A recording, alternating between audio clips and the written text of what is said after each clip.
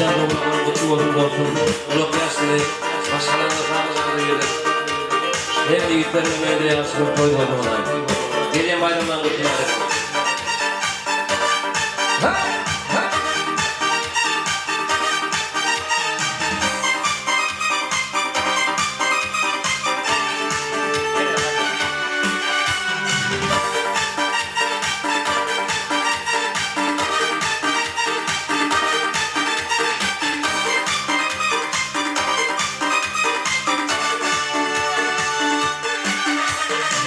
Oğlum benden ya, gözler deli gözler, ışkın olsun yakan ya, gözler deli gözler.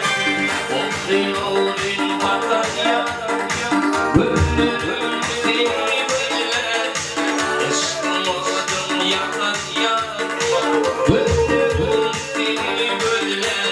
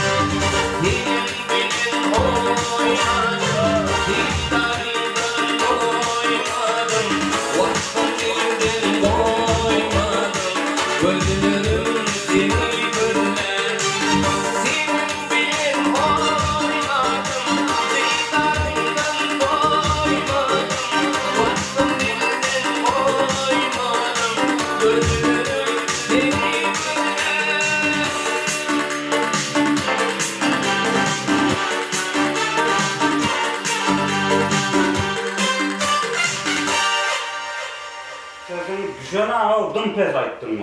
Pes